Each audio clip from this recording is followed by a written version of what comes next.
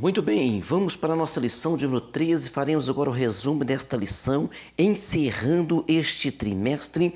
Lembrando que este trimestre todo nós estamos falando sobre a carreira que nos está proposta, o caminho da salvação, vírgula, santidade e perseverança para chegar ao céu. Nós chegamos agora na lição de número 13 com o título A Cidade Celestial. Então nós passamos ali o início da caminhada, a escolha entre a porta estreita e a porta larga, o céu, o destino do cristão, como conduzir na caminhada, os inimigos do cristão, as nossas armas espirituais, o perigo da murmuração, confessando e abandonando o pecado, resistindo à tentação no caminho, desenvolvendo uma consciência de santidade, a realidade bíblica do inferno, a bendita esperança que é a marca do cristão e agora a cidade celestial.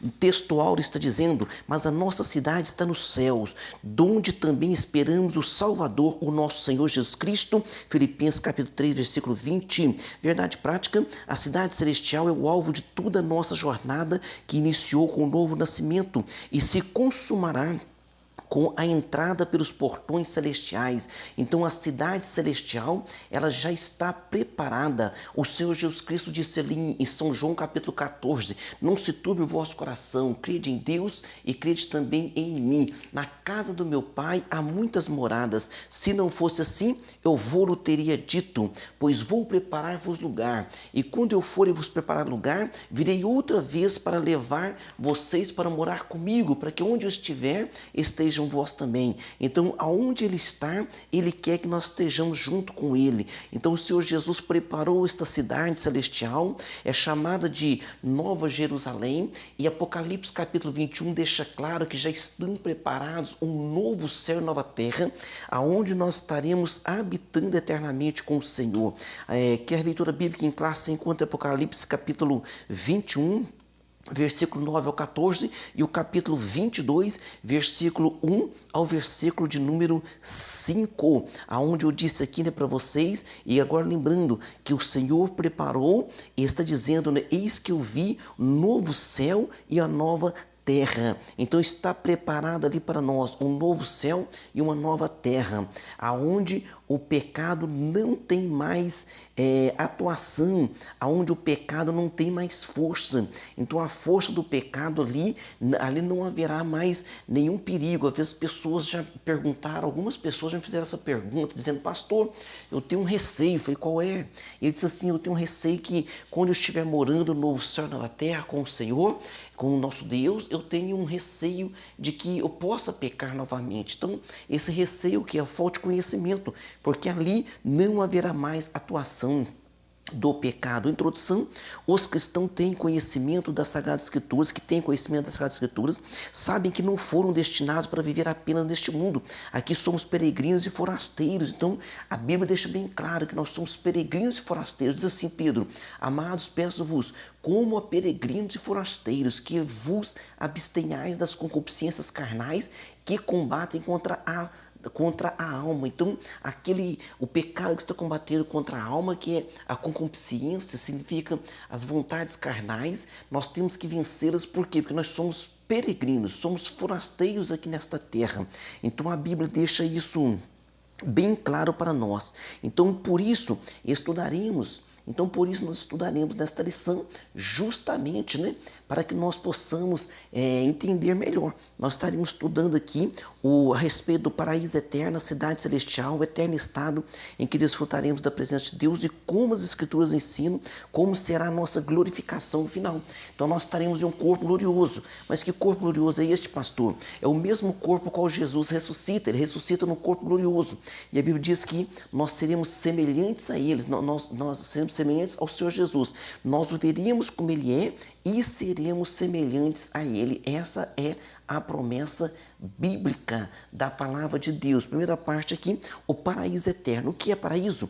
Uma definição que podemos mencionar do paraíso é o céu como morada de Deus, dos anjos e dos salvos. Então nós vamos ver nesta passagem bíblica, né, o apóstolo Paulo falando que foi arrebatado ao terceiro céu. Então, quando ele diz aqui foi arrebatado ao terceiro céu, por que terceiro céu? Porque o primeiro céu é o atmosférico, é o céu atmosférico que você vê as nuvens, né? Então, esse aqui é o céu atmosférico. E o segundo céu é aquele que você vê as estrelas, então esse é o segundo céu. E o terceiro céu que Paulo cita significa o céu dos céus. E esse céu dos céus, ele tem muitos compartimentos, onde o Todo-Poderoso habita nele, onde tem a sala do trono e tem outros compartimentos. Então, nesses outros compartimentos é que nós vamos ver ali o paraíso. Então, ele diz assim, né? E sei que tal homem, se no corpo ou fora do corpo, não sei, Deus o sabe, foi arrebatado ao paraíso e ouviu palavras inefáveis de que ao homem não é lícito falar. Ou seja, o apóstolo Paulo foi ali e disse que não teria como definir aquilo que ele viu de tão magnífico. Quando estava na cruz, o Senhor Jesus também fez a promessa ao ladrão da cruz, né? Nós vimos ali dois ladrões, um desfez de Jesus e o outro defendeu Jesus e olhou para Jesus e disse assim: Senhor, lembra-te de mim quando entrares no teu reino. E Jesus disse para ele assim: ó, hoje em verdade te digo que hoje estarás comigo no paraíso. E Jesus morre primeiro, logo em seguida os dois ladrões. Um sem arrependimento desce para o inferno, o outro com arrependimento porque creu em Jesus, tem um encontro no paraíso ali com o Senhor Jesus, que Jesus disse isso para ele, né?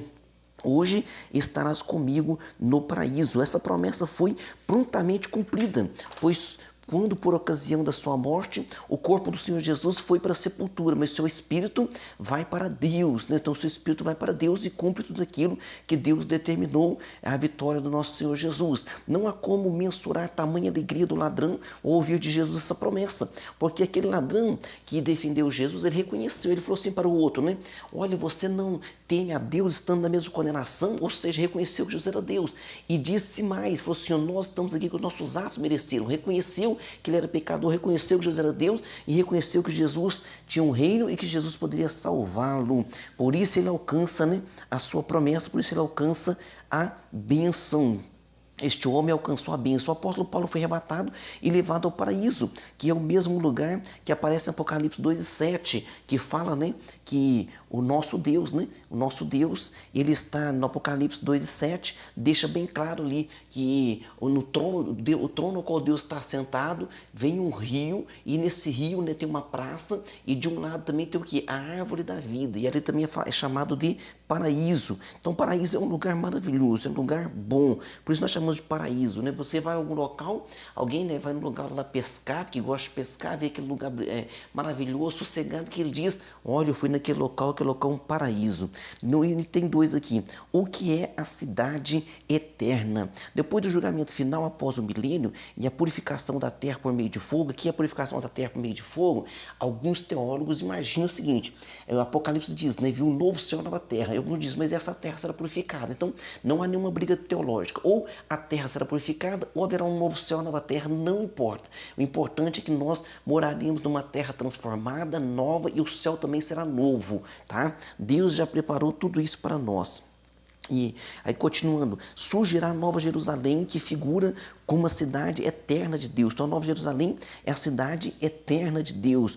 Quando esteve neste mundo, então quando esteve neste mundo, o Senhor Jesus assegurou que prepararia lugar para os santos. Então ele deixou bem claro, né? Eu citei para vocês, na casa de meu pai há muitas moradas. Se não fosse assim, eu vos teria dito, pois vou preparar-vos lugar. E se eu for vos preparar lugar, virei outra vez e vos levarei para mim mesmo, para que onde eu estiver, estejais vós também. Então essa promessa que ele tem e ele cumprirá, nos levará para estar com ele, para morar com ele eternamente. A Nova Jerusalém, criada por ocasião da purificação corrida da terra.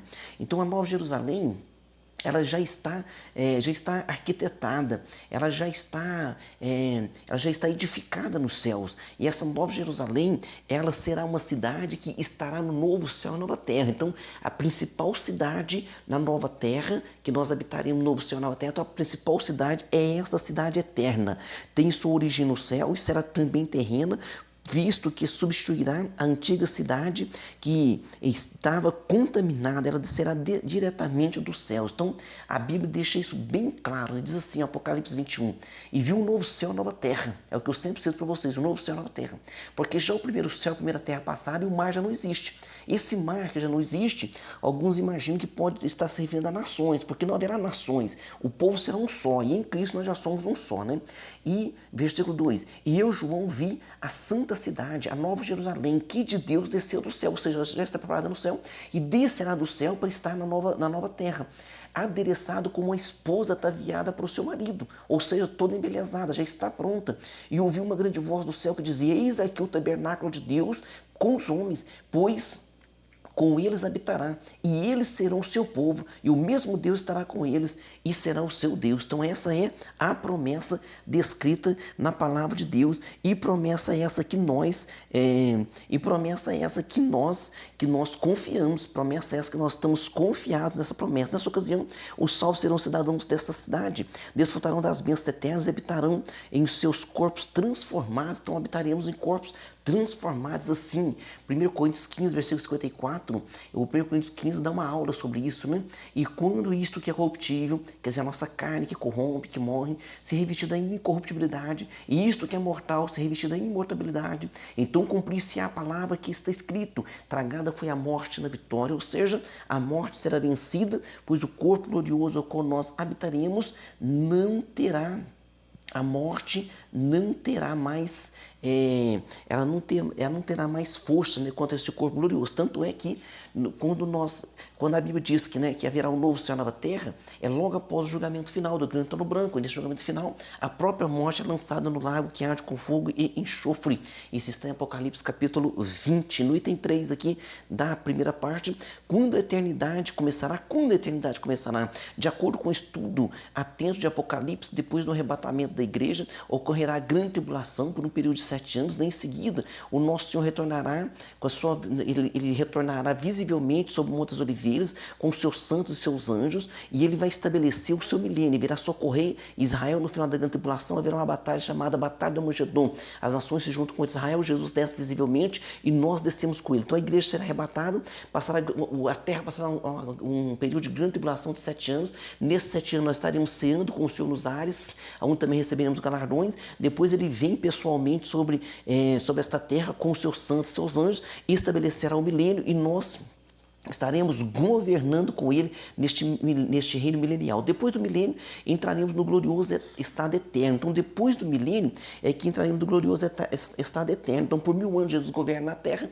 Esses 1000 anos, no final da grande tribulação, a trindade satânica que governa a terra, que é o líder político, o líder religioso e o próprio Satanás. Então, as duas bestas do Apocalipse capítulo 13, que é Nerd da terra, que é Nerd do mar, que são o líder político, líder religioso, são lançados vivos no lago que arde com fogo e enxofre, que por enquanto está vazio este lugar. Este lugar é um inferno para o próprio inferno, porque Apocalipse capítulo 20 diz que no final o próprio inferno será lançado lá. Então esses dois são lançados vivos lá, Satanás é preso por 1000 anos, no final desses 1000 anos Satanás é solto, reúne novamente Gog e Magog contra Israel, desce fogo do céu, consome a todos, se instala o grande trono branco, de cuja presença fugiu os céus à terra, e ali é estabelecido agora o julgamento final no Apocalipse capítulo 20, e viu um grande trono branco que estava sentado sobre ele, de cuja presença fugiu o céu e a terra, e não se achou lugar para eles, e viu os mortos grandes e pequenos que estavam diante do trono, abriu-se os livros, né, no plural, viu? E abriu-se outro livro, que é o livro da vida. Então, se o nome não está escrito no livro da vida, então tem um livro com todas as ações da pessoa, e ali ela será julgada. E abriu-se outro livro, que é o livro da vida, e os mortos foram julgados pelas coisas que estavam escritas nos livros, plural, segundo as suas obras. E deu o mar os mortos que nele havia, e a morte, o inferno, deram os mortos que neles havia, e foram julgados cada um segundo as suas obras, e a morte e o inferno foram lançados no lago de fogo. Esta é a segunda morte, e aquele que não foi achado escrito no livro da vida também foi lançado no lago de fogo. Então o lago de fogo permanecerá para sempre ali, Satanás, os seus anjos, o próprio inferno será lançado ali, a morte será lançada ali, e aquele que não está escrito no livro da vida. Como que eu faço para ter meu nome escrito no livro da vida? É religiosidade? Não. É placa de igreja? Não. É pastor? Não. É sacerdote? Não. É Jesus Jesus, através do nosso arrependimento, nós aceitamos a Ele como o único e suficiente Salvador, e Ele escreve o nosso nome ali. Amém. Aguardemos piedosamente o reino eterno e o novo céu, a nova terra e a nova Jerusalém. Aleluia. Deus seja louvado. No item 2 aqui, na parte 2, né? Na parte 2 da nossa lição, o eterno e perfeito estado. No item 1, um, estado perfeito à luz da doutrina bíblica. De Gênesis a Apocalipse, há um propósito divino na consumação dos séculos, onde tudo ocorrerá por ocasião da segunda vinda de Cristo após o milênio, em que se irão estabelecido um novo céu e nova terra. Nesse tempo, o propósito original de Deus se cumprirá sobre toda a terra. Então, toda a terra se encherá da sua glória. Então, no final do milênio, quando Satanás é solto, ele reúne Gog e Magog novamente, né? Então ali nem a batalha haverá mais. Por quê? Porque ali desce o fogo do céu, consome a todos, Satanás é lançado no lago de fogo, e todos os seus anjos juntos são os demônios, e se estabelece o grande trono branco, e ali Jesus estará julgando. Hoje Jesus é o nosso advogado. Naquele dia ele será um justo juiz, e nós queremos ele, né, hoje como nosso advogado, e queremos estar ao lado dele neste grande trono branco, que a Bíblia diz que também nós também estaremos participando deste julgamento, nós estaremos julgando também as nações. Conforme o apóstolo Paulo escreveu, haverá reconciliação geral de todas as coisas, em que céu e terra serão a mesma grace, serão a mesma coisa, né? Céu e terra serão a mesma coisa. Então é descrito na Bíblia como um lugar belo. Então esse estado nosso ali, a estar com o Senhor eternamente, é descrito na Bíblia como um lugar perfeito, um lugar belo, lugar de santidade, perfeição, onde não imperará mais o pecado. Então o pecado agora ele está aniquilado. No novo céu e na terra o pecado estará aniquilado. No item 2, que é da segunda parte, o estado perfeito à luz de Apocalipse. O livro de Apocalipse traz alguns símbolos que descrevem de maneira vívida né, o divino estado perfeito das coisas, de todas as coisas. Então, quais são esses simbolismos? Um rio, a árvore, a ausência de males, perseverança de Deus. Então, nós vamos ver aqui cada um desses simbolismos. Na letra A vida. Na letra A vida eterna descrita como um rio. O apóstolo João descreve essa eternidade como um rio da vida que brota do trono de Deus. Aqui está presente o aspecto simbólico do rio como símbolo da vida, em que diversas vezes o Senhor Jesus mencionou como água da vida. Então Jesus deixou claro, né? Ele é a água da vida, ele é a água viva. Jesus respondeu e disse-lhe: se tu conheceras o dom de Deus, e quem é que te diz, dá-me de beber, tu lhe pedirias, e ele te daria água viva. Então Jesus falou com a mulher samaritana: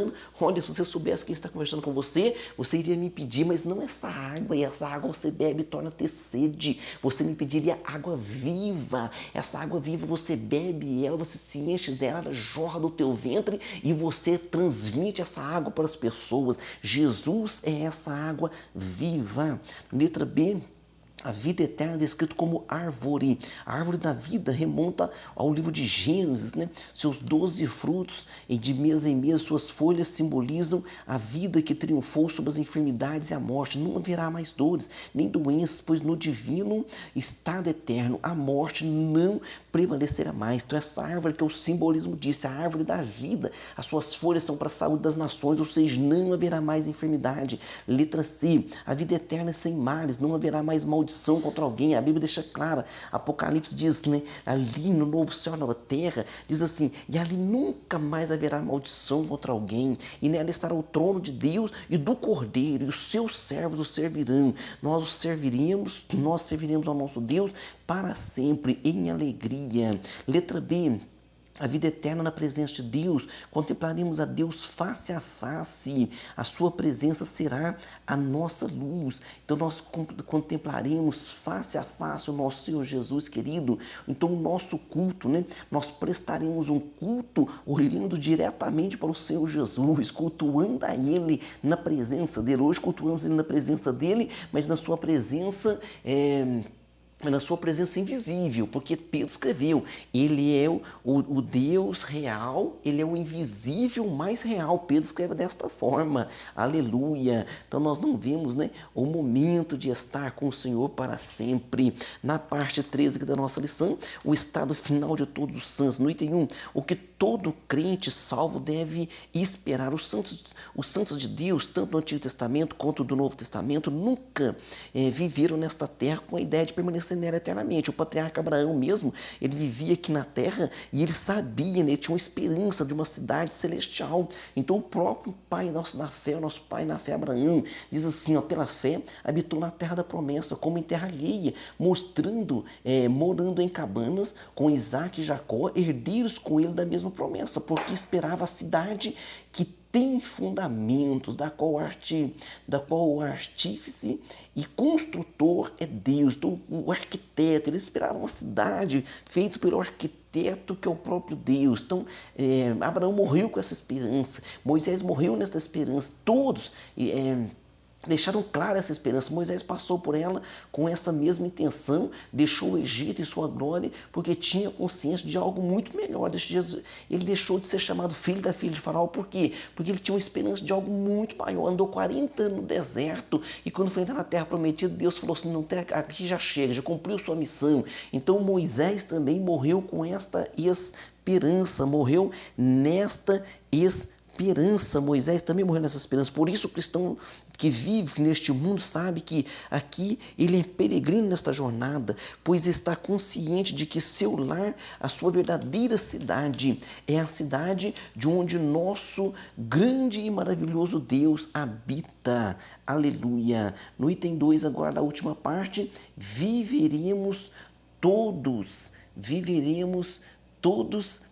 em unidade. Na verdade, essa unidade deveria estar aqui na terra conosco, né? Mas como nós somos muito falhos, mas nós temos sempre que procurar sempre a unidade. Ao se fazer menção dos inscritos nas 12 portas da cidade, então está escrito nas 12 portas da cidade, está escrito o nome das 12 tribos de Israel e dos alicerces, o alicerce ali, dos alicerces leva o nome dos 12 apóstolos. Está evidente que se trata de pessoas originárias de todas as eras, ou seja, esta cidade, este novo céu e nova terra, quem habitará ali será os povos da antiga aliança e da nova aliança, ou seja, desde Gênesis, desde Abel, até ao último que será salvo, todos habitaremos para sempre e participaremos dessas promessas. As pessoas, tanto de Israel quanto da igreja, serão reunidos formando um só povo. E a Bíblia deixa claro em Gálatas 3:28, nisso não há judeu nem grego, ou seja, nós somos um povo só em Cristo. Hoje nós já somos um povo só. Se a pessoa é crente na Alemanha, na China, na Bélgica, na Itália, nos Estados Unidos, no Canadá, na Oceania,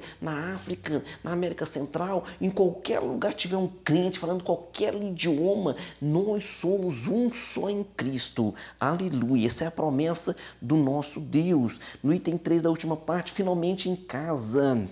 Você vê o quanto que a gente ama a terra que nós nascemos, né? Você vai para outra cidade de trabalhar, prospera muito, compra casa, compra carro, está bem, mas seu coração fala, mas bom mesmo é onde eu morava, aquele ar de lá é melhor, o rio de lá é melhor, a água de lá é melhor. Então nós somos saudosistas neste aspecto, e este aspecto já está no nosso coração, essa nova cidade. Então nós já temos isso dentro de nós. Então por isso que o Espírito que Deus deu para nós de vida, ele tem sede de Deus e quer retornar a Deus. Sabemos que nossa morada final não é aqui no mundo, nem na sepultura. Prova disso é que somos denominados de peregrinos estrangeiros na terra. Então a Bíblia deixa bem claro. Somos o quê? Porque todos estes morreram na fé. Abraão, Isaac, Jacó, Moisés, sem terem recebido as promessas, mas vendo-as de longe e crendo nelas e abraçando-as, confessaram que eram peregrinos, que eram estrangeiros e peregrinos na terra. Então eles confessaram isso, eles tinham certeza que eles eram peregrinos e estrangeiro na terra. O apóstolo Paulo nos lembra que a nossa cidade está no céu. Os cristãos devem verdadeiramente manter, os cristãos verdadeiramente mantêm, né, que mantêm-se em comunhão, tem essa certeza, que mantém em comunhão, tem esta fé, né? Tem essa esperança em seu coração e cultiva no seu coração que eu desejo de ir para esta casa originária nossa, porque nós viemos dos céus, viemos de Deus, viemos do pensamento dele e da obra dele, da criação dele. Aleluia. E o apóstolo Paulo tinha muita ciência disso, porque ele diz assim, ó, porque para mim o viver é Cristo e o morrer é ganho. Então Paulo deixou isso bem claro. E também diz assim, ó, mas temos confiança e desejamos antes deixar este corpo para habitar com o Senhor. Ele sabia que após a morte ele continuaria vivo com o Senhor e com a garantia das promessas de Deus sobre a sua vida. Essa é a nossa grande recompensa de quando findarmos aqui na terra a nossa jornada. Essa é a bendita esperança de todo cristão sincero que deseja morar no céu. Conclusão, o céu é o destino final de uma jornada que iniciou no novo nascimento, do início da jornada até o final.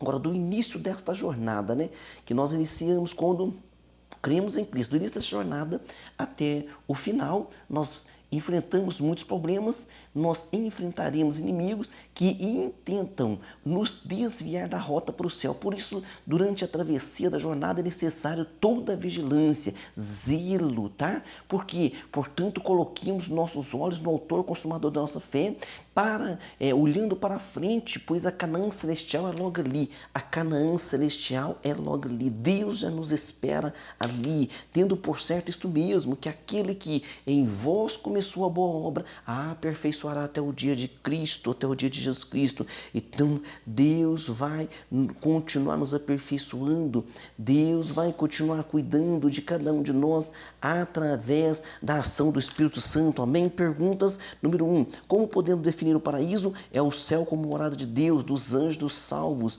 Pergunta 2. De onde virá Nova Jerusalém? De onde virá a Nova Jerusalém? Do céu. Já está arquitetada e planejada, essa cidade já está pronta. Pergunta 3, de acordo com a lição, como o estado eterno, como o perfeito e eterno estado é descrito na Bíblia como um lugar belo de santidade e perfeição, pois a antiga ordem em que imperava a natureza do pecado foi abolida e deu lugar a um lugar santo, puro e perfeito. O pecado não agirá mais, novo céu, nova terra. Pergunta 4, quais os símbolos apresentados no livro de Apocalipse que descreve o divino estado perfeito, o divino estado perfeito de todas as coisas? Então os símbolos são um rio, a árvore, a ausência de males e a presença do próprio Deus. Pergunta 5, o que os cristãos sinceros devem cultivar em seu coração? Devem cultivar em seu coração o desejo de ir para a sua casa, como anelava o apóstolo dos gentios. Então nós temos que desejar muito estar com o Senhor e aqui nesta terra viver uma vida guiada pelo Espírito Santo. Amém? Deus abençoe você, sua família e até a próxima aula.